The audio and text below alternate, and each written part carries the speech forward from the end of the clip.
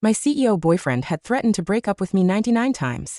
So when he found out I willingly handed a multimillion-dollar contract to his junior protégée, freshly returned from studying abroad, he assumed I had finally caved. He was so pleased that he proposed we get engaged.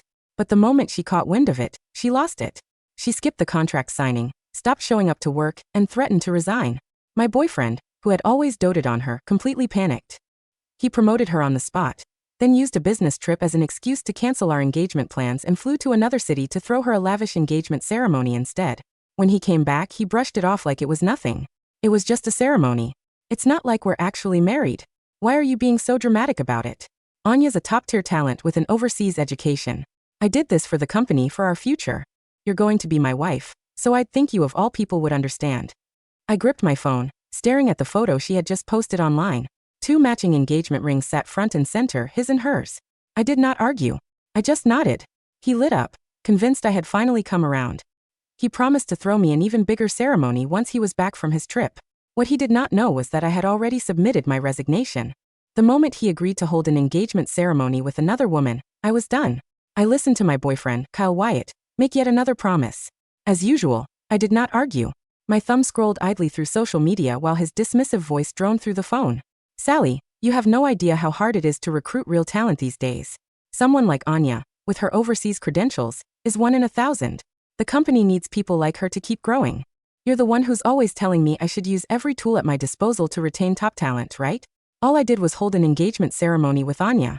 We didn't file any paperwork. We didn't throw a wedding banquet. It was just a retention strategy.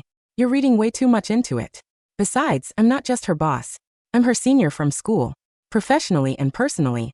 I can't just turn her down when she asks for help. She just got back to the country. She's still getting her footing, and it's my responsibility to look out for her. You've always been the reasonable one, Sally. I'm sure you understand where I'm coming from. I could not help but laugh bitterly at that. What company on earth retained talent through a fake engagement? It was nothing more than an excuse. He favored Anya Channing, and this was the cover story he had chosen. Did he really think I could not see through it? All I had ever said was that he should loosen up on retention policies and find better ways to keep good people around. He had taken that completely out of context and twisted it into justification for getting engaged to Anya, as if it were some kind of corporate strategy. His devotion to her was really something. On any given day, he went out of his way to show her preferential treatment. He overlooked every mistake she made and handed her one special privilege after another. When she deliberately skipped the signing ceremony for a multimillion-dollar contract, she did not receive so much as a warning. Instead, she got a promotion and a raise. Meanwhile, I had run back and forth to the factory hundreds of times. I had wined and dined clients until I developed an alcohol allergy, all to land that same multimillion-dollar deal. And all Kyle had to say about it was, "That's your job." He wiped my contribution clean and tried to hand the credit to Anya. When I refused, he started threatening to break up with me. In 3 days, he had used that threat 99 times. The moment I finally gave in, he did something unprecedented and offered to get engaged to me. Then, on the very day of our engagement, he bailed. He used a business trip as his excuse, sent me a text that read "business trip, talk later," and thought that would be enough to shut me down. Yet the next thing I saw was a photo of him and Anya at their extravagant engagement ceremony. I had stood there like a fool, waiting in the hotel, staring at the cramped little ceremony hall while the people around me whispered and sneered. I really should have appreciated Kyle's good intentions. It was just that none of them had ever been meant for me. When Kyle heard me laugh, he took it as a sign that the matter was settled, forgiven and forgotten. He repeated himself, satisfied. "I'll keep my word this time. Once this business trip is over, I'll throw you a proper engagement ceremony. Then we'll go file the paperwork and make it official, okay?" My thumb froze mid-scroll. He paused for a moment, then added, "Oh, and that contract Anya didn't close? Go ahead and take over on that." I let out a quiet, bitter laugh. So that was why he had suddenly brought up filing the marriage paperwork. He needed me to clean up after Anya. We had been together for 9 years. I had brought up getting legally married more times than I could count, and every single time he had shut me down. At first, he said he was still young and wanted to enjoy life without being tied down by marriage. I believed him. Later, he said he needed to focus on his career, that youth only lasted so long. I believed that too. Then, once his career had taken off and everyone around me was already married with children, I figured I had waited long enough. I tried to use the multimillion-dollar contract I had just landed as an opening to bring it up again. He turned me down once more. His reason that time was, "I've gotten so used to the way things are between us. I'm afraid I won't be able to adjust if we change things now. Let's just keep things the way they are. You're the one I love, and that's never going to change." We had a huge fight over it, and he stormed out. I was about to text him an apology when I received a video from Anya instead. It was the two of them on a camping trip together. After that, I never brought up marriage again. Before I could even respond to what Kyle had just said, I heard Anya's voice in the background on his end. He muttered something about being busy and hung up. I clenched my fists. It had never occurred to me that the only reason he had offered to file the paperwork was because of Anya. He truly did spoil that girl rotten. I could not even begin to compete. Just then, a new post popped up on my feed. I did not even need to zoom in. I could tell the blurred figure in the photo was Kyle. The two of them were strolling through a street food market like a couple. Kyle was looking at Anya like she was the only person in the world. The caption underneath read, "In the quiet moments of ordinary life, love means you are never alone." I stared at Kyle's happy smile, and at the fried food he was holding in his hands. I blinked. He had always hated street food. I had taken him to a place like that once, thinking it would be a nice way to unwind together. I had waited in line for an hour to buy him something to try. He took one look at it, frowned, and tossed it straight into the trash without a word. Then he shrugged it off. Weak stomach. Can't handle it. Yet I had seen the disgust in his eyes, and it was not directed at the food. I never took him to a place like that again. Only now did I understand. That look had never been about the food. It had been about me. Within a minute of the post going up, it already had many comments. I ignored them, tapped a quick like out of habit, and was about to close the app when a notification popped up tagging me directly. I opened it and found a comment dripping with hostility. Finally, team lead Anya is posting for herself and setting the record straight. Unlike some people who can only talk trash behind everyone's back. This is exactly the kind of person dragging the whole company down. If you ask me, anyone who can only run their mouth like that should have been fired a long time ago. Spineless pushover. If you've got something to say, come out and say it. Let me be clear, I'm talking about you. At Sally Ether. The moment that comment went up, the usual crowd of sycophants eager to ingratiate themselves with Anya piled on. She's the one who's always going around telling everyone she's Kyle's girlfriend, that she's practically his fiancée. So where is she now? Too scared to say a word. She's nothing but a coward. Now that everyone's seen her true colors, she probably can't even show her face. She's probably lurking somewhere reading all of this in silence. And she actually has the nerve to compare herself to someone like Anya? A woman her age going up against someone that young? That's just embarrassing. I stared at the usernames and felt a jolt of recognition. Every single one of these people was on my team. I had always treated them well. I gave them room to grow on projects, and even when someone made a mistake, I never followed protocol and escalated it. I handled things quietly, corrected their work behind the scenes, and let it go. Yet the second they saw Anya get promoted on the spot, they flipped. They scrambled to line up behind her, and turned on me without a second thought. The comment count kept climbing. I read through every last one of them, and I felt nothing. A few years ago, I probably would have fought back and demanded some kind of fairness. But after going through enough situations just like this one, I just did not have it in me anymore. Besides, this was not the first time. If I actually confronted them, anyone with half a brain could predict how it would end. I would be the one punished. The last time something like this had happened, all I had done was disagree with a few colleagues on the direction of a project. I shared my perspective, nothing more. Anya accused me of pulling rank, bullying my coworkers, and took the whole thing straight to Kyle. Kyle did not even ask for my side. He docked half a month of my pay on the spot, and made me clean the office bathrooms for a month. Thinking about that, I calmly closed the app, ignored every comment, and walked into the office. The moment I stepped through the door, I was met with stares from every direction. I pretended not to notice and headed straight for human resources to complete my handover. The whole process took less than 10 minutes. Right on cue, my phone buzzed with a notification. My resignation had been approved. The coworkers who had gathered near the door to watch could not resist. I heard Kyle approved her resignation the second it came through. Sounds like he's been wanting to kick her out for a while now. At least she had the sense to leave on her own. That's about the only smart thing she's got left. Did you see Anya's post? Kyle's in love with Anya, not her. And she had the nerve to walk around calling herself his girlfriend every day. Now that Anya's made it official, how could she possibly stay? Exactly. Why else wouldn't she fight back? All she could do was sneak a like on the post. I did not say a word. I was long past the point of caring. I went back to my desk and started packing up my things. Everyone in the company knew that Anya and I did not get along. Kyle was supposed to be my boyfriend, yet he openly favored Anya at every turn. Time and again, he took her side and humiliated me in front of the entire office. Whenever I tried to stand up for myself, they wrote it off as attention-seeking. So they fell over themselves to target me, each one hoping to score points with Anya. Once I had packed everything, I walked out without looking back. The moment I stepped outside the building, my phone rang. We received word of your resignation. Would you be interested in joining our company? Ms. Ether, this is the 10th time I've reached out to you. Our headquarters truly needs someone with your talent. It took me a moment to place the voice on the other end. Then it clicked. He was a vice president I had worked with on a previous project. His company was massive, with its headquarters in Millbrook. He had tried to recruit me several times after we wrapped up that project together, but I had turned him down every time. Back then, I had stayed because of Kyle. I felt sorry for him, carrying the weight of the company on his own. There was already plenty of internal pushback against him, and if I left, his position would only get worse. So I said no, again and again. Still, Kyle never appreciated any of it. He did not even think twice about it. He downplayed my contributions at every opportunity and criticized my abilities in front of the whole office.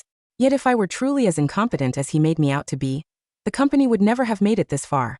Partners would not have been lining up to work with us. At the end of the day, it was never about my capabilities. He simply did not care. And now, I was done believing him. The silence stretched on, and the man on the phone asked again. I steadied myself and answered calmly, "Yes, I accept."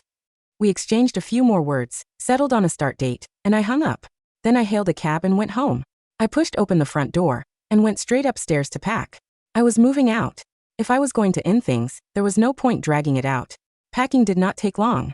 Looking down at the worn-out clothes and pants so faded they had turned white, it hit me just how lean these years had really been. When we first moved in together, I had spent every dollar I had to renovate the house, so he would have a place worth coming home to. I ate nothing but plain bread for 3 months just to make ends meet. I had redesigned the entire interior to match his taste. I had spent 2 months studying color psychology so I could pick out custom furniture for him. Also, he could walk through the door after work and feel at ease. I still remembered the way his eyes had lit up when he came home and saw the finished house for the first time. He made me a promise. I'm going to live here for the rest of my life. No one touches this house. His version of the rest of my life turned out to be painfully short. It was over before it ever really began. Anya visited the house once and tossed out a casual remark. The decor is so dated. Kyle immediately called a designer to have everything redone. When I questioned it, he snapped at me for being narrow-minded and not understanding modern aesthetics. He thought Anya obviously knew better than I did. Then he picked up a hammer and smashed the porch swing I had spent an entire month building for him by hand. Standing in the wreckage, I should have seen him for who he really was right then. But I had been too naive. I genuinely believed I was the one who was out of touch, that I just could not keep up with the times. So I stood by and let the two of them destroy nearly a year of my work. Looking back now, I could not believe how foolish I had been. Once everything was packed, I dragged my suitcase downstairs. I stood in the empty living room and looked around the house I had lived in for 9 years. Then I set the key on the coffee table, pulled my suitcase to the door, and walked out. I took a cab straight to the apartment I had prepared as a wedding gift for Kyle. I had handpicked this place myself. I had spent weeks negotiating with the real estate agent to get the price down, and I had carved out time to furnish and decorate it personally. Also, Kyle would be happy with it when he finally saw it.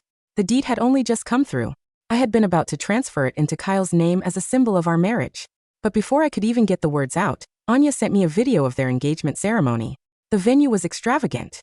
The guest list was overflowing, and both sets of parents were there. It was as grand and official as an engagement could get. Kyle stood in a tailored suit, smiling as he slipped a ring onto Anya's finger. So this was his business trip. I let out a hollow laugh. At least I had not said anything about the apartment yet. If I had, I truly would have had nothing left. I got out of the cab and headed upstairs, pulling out my key to unlock the door. But no matter how much I turned it, the lock would not budge. Then the key snapped in half. I stared at the broken piece jammed inside the lock and called a locksmith. Once the locksmith got the door open, he glanced past me into the apartment. His brow furrowed. He gave me a long look, clearly wanting to say something but holding back. Then he frowned and asked, "You sure this place is yours?" I nodded. He shook his head. "You young people really ought to keep up with the cleaning." He gave me one last pointed look and left. I had no idea what he meant until I stepped inside. The apartment was buried in garbage. Clothes were thrown across every surface. The custom dining table I had painstakingly picked out was covered in leftover takeout containers. When I got closer, I could see mold growing inside them. Flies circled overhead, and the stench hit me so hard it felt like it was bouncing off the inside of my skull. On the wall hung a large, prominently displayed couple's portrait. Kyle and Anya smiled back at me from the frame. I clenched my fists and reached for my phone to call Kyle, but he called me first. "Sally, did you go to the apartment?" I bit back my anger. "Yes." Kyle paused for a beat, then continued in that careless tone of his. "Well, since you already know, I might as well just tell you. I lent the apartment to Anya a while back. You know how it is. She just got back to the country, she doesn't know anyone, and she needed a place to stay. The place was sitting empty anyway, so might as well let Anya move in and put some life into it. It makes it easier for us when we eventually move in too. Oh, and since you're already there, could you tidy up a bit for her? She's still young and a kid at heart. Don't hold it against her if the place is a little messy. I glanced at the disaster zone of a floor, then up at the wall where a piece of hand-embroidered silk art had been slashed to ribbons. I said nothing. My mother had made that piece. She had stayed up night after night for an entire year to finish it. And Anya had destroyed it like it was nothing. I gritted my teeth. You gave her the apartment without even asking me? Kyle sounded caught off guard for a second, then fired back. What are you throwing a fit about now? It's just an apartment. I only let her stay there because it's close to the office. It makes her commute easier, so she can focus on contributing to the company. She's my junior from school. Letting her crash at the apartment for a while isn't going to kill anyone. Is this really worth getting this worked up over? And if you hadn't been so stubborn about refusing to let me bring Anya home with us in the first place, I never would have had to come up with this arrangement. My clenched fists trembled. Kyle had once suggested bringing Anya to live with us in our house. I had put my foot down. We had a massive fight over it, and Kyle left with Anya in tow. I assumed he would rent her a place or put her up in a hotel. It never crossed my mind that he would hand her the apartment I had prepared for our wedding. My parents had helped pay for that apartment. Half of the money had come from their retirement savings. And Kyle had just given it away like it meant nothing. He even let Anya change the locks. How thoughtful of him. When I did not respond, his voice dropped lower. Are you done? Look, everything I do is for our future. Anya's got an overseas education. Talent like that doesn't come around every day. If she stays with the company, our prospects are only going to get brighter. Once we're married, we're going to need money for everything. And you're the one who wants kids, remember? Even if you won't think about the future, I have to think about it for our children. Kyle said it with absolute conviction, like everything he did was for the future. But I did not want to hear his excuses anymore. No matter how he dressed it up, it was always about Anya. Maybe from the moment he personally brought her into the company, she had always been special to him. Or maybe his heart had been somewhere else all along. It had just never been with me. I exhaled slowly. Kyle, let's break up. The moment the words left my mouth, the weight I had been carrying in my chest finally lifted. The line went silent. After a long pause, Kyle's voice came back, barely restraining his anger. Sally, what the hell is this now? Didn't I just explain everything to you? You want to break up over an apartment? We've been together for 9 years. I was with you through your entire youth, and now you want to throw all of that away? Do you even have a heart? You stay right there. I'm coming back and you're going to say this to my face. He hung up without waiting for a response. Beside him, Anya had overheard the whole thing. Seeing how furious he was, she blinked back tears and said in a small, guilty voice, if I'd known this was going to cause a fight between you two, I never would have moved in. I would have slept on the street before I let that happen. When we get back, I'll apologize to her and beg her not to break up with you. This is all my fault. Every bit of it. Kyle's expression softened instantly. He reached over and wiped the tears from her face. This isn't your fault. You don't owe her an apology. She's not actually going to go through with it. She's just blowing off steam. I'll say a few nice things to her when we get back and she'll calm down. Didn't you say you really liked that apartment? I'll have her transfer the deed to your name. Anya's eyes lit up at that. She hesitated, putting on a show of reluctance. Are you sure? That's supposed to be your wedding home. Kyle shook his head. It's fine. It's just a place.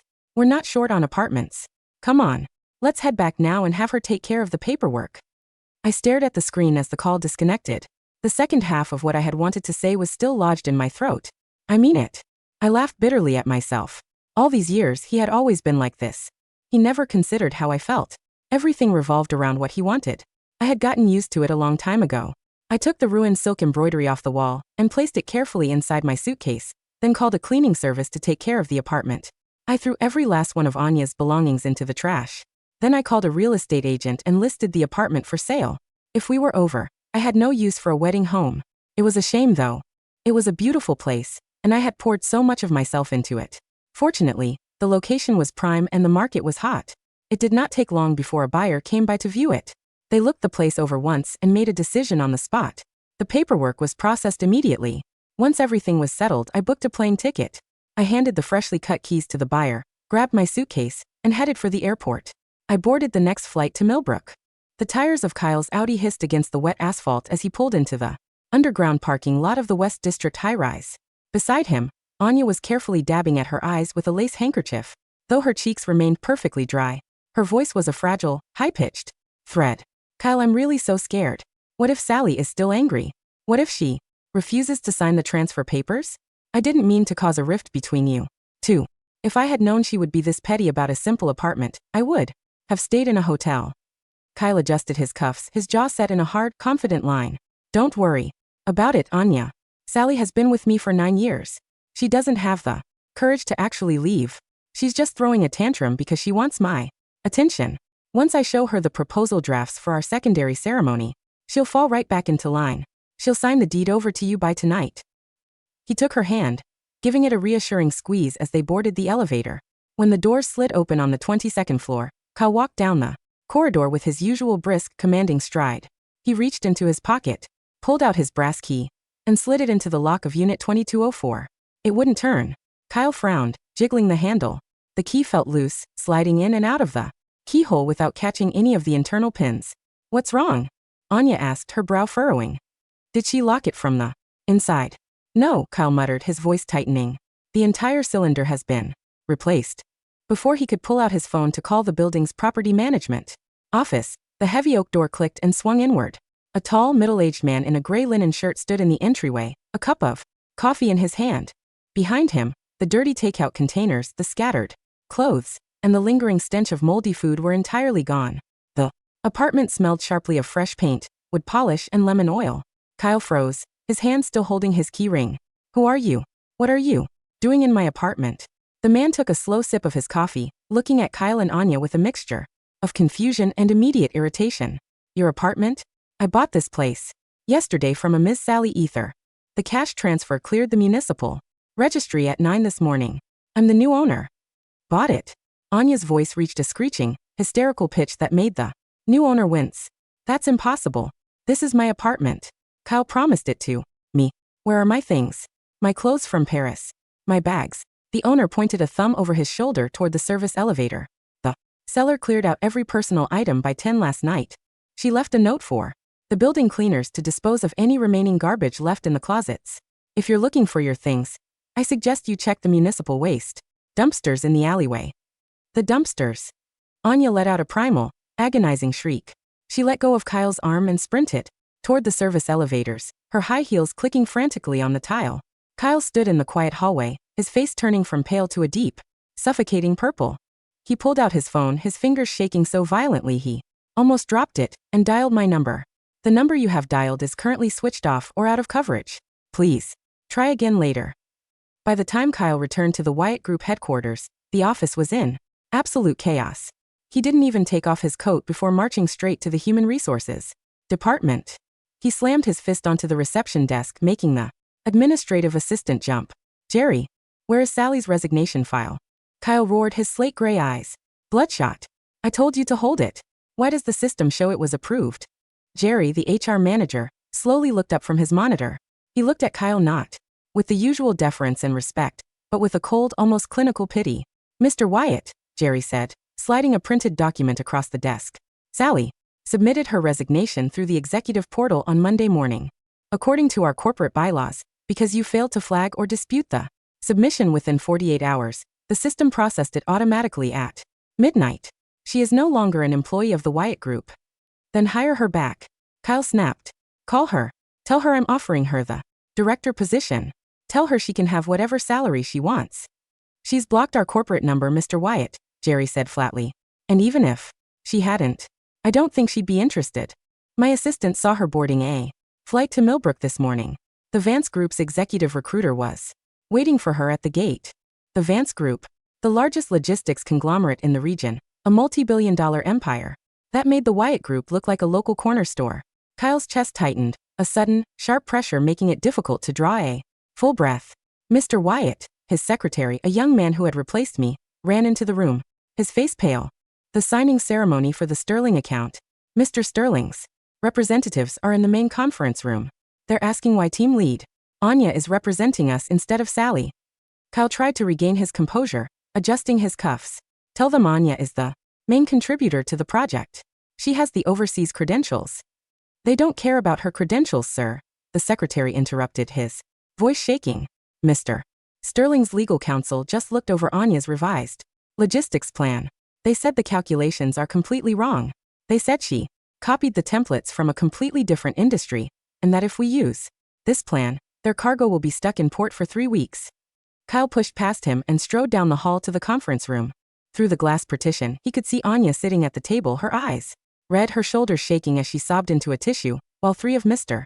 Sterling's sharp, gray-haired executives looked at her with open, professional contempt. Mr. Wyatt, the lead executive, stood up, his face cold. We signed with your firm because Sally Ether promised us a customized, flawless execution of our shipping lines. If this child is the best your overseas talent can do, we are withdrawing our proposal immediately. Wait. Mr. Sterling, please. Anya cried, reaching out to grab his sleeve. I can fix it. I just need a few days. We don't have a few days, Miss Channing, the executive said, removing her hand from his coat with a look of deep disgust. Our ships sail on Friday. Since Sally is no longer with your firm, we will be taking our business to the Vance Group in Millbrook. Good day. They walked out of the room, leaving the double doors swinging in the silent corridor. 2 months passed, and the winter sleet of Millbrook turned the city's harbor into a dark, shimmering mirror. In my 55th floor office at the Vance Group headquarters, the air was warm, smelling of fresh pine, coffee, and success. My department had closed $90 million in regional logistics contracts. In the last 60 days, my name was printed at the top of the company's national executive board, and the junior staff under my supervision walked into my office with folders of clean data and genuine, professional respect. My hand-embroidered silk art, the one Anya had slashed to ribbons, had been fully restored by a professional textile conservator in the city.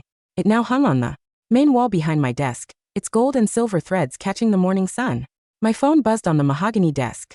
It was an email from Jerry, my former HR manager at the Wyatt Group, who had resigned last week to join a recruitment firm. Dear Sally, I thought you'd like to see this. The board of directors at Wyatt Group held an extraordinary meeting yesterday. Kyle has been stripped of his CEO title. The bank called in the loans they used for the expansion because they lost the Sterling account, and the company's valuation has dropped by 60%. Anya's overseas credentials were investigated by the Maritime Board after she mislabeled 3 international cargo manifests, resulting in a $500,000 customs fine. It turns out her degree from Paris was a non-accredited certificate program she paid $5,000 to attend. She's been terminated for cause. Kyle tried to pay her severance using his personal accounts, but his assets have been frozen pending a bankruptcy audit. I hope you are enjoying Millbrook. You deserve every bit of it. Best regards, Jerry. I read the email once, then archived it. I didn't feel any joy. I didn't feel the urge to celebrate or laugh. A dead heart does not carry the warmth of malice. It carries only the flat, clean silence of a winter sky. Sally, my assistant David, knocked on the open door. There is a man in the lobby asking to see you. He doesn't have an appointment, but he claims he's a family member from Orenburg. I looked at the snow falling gently over the city. Let him up, David, I said quietly. 5 minutes later, the elevator doors opened and Kyle stepped out. He looked like a ghost. He was wearing a dark, heavy coat, but his face was pale, his cheeks sunken, his eyes bloodshot and hollow under his dark hair. Had lost 15 pounds, his expensive suit hanging loosely off his shrunken frame. He stood in the doorway of my office, his eyes scanning the spacious, luxurious room before they landed on my face. A soft, choke sob escaped his throat. He took a step forward, his hands shaking, his chest rising and falling in rapid, uneven gasps. Sally, he whispered. I looked at him. I looked at his pale, wet face, his expensive coat, and his shaking hands. But as I looked at him, I didn't feel the old, familiar panic in my chest. I didn't feel the urge to run away or scream. My heart was a placid, frozen lake. Kyle, I said, my voice quiet, steady, and entirely neutral. What are you doing here? I wanted to see you, he whispered, his voice raw, broken, and completely stripped of his usual strict, corporate pride. I saw the news about your promotion. 90 million, you always were the best of us, Sally. I agreed. I broke up with Anya, he said, a desperate, pathetic hope flashing in his eyes. She was always screaming.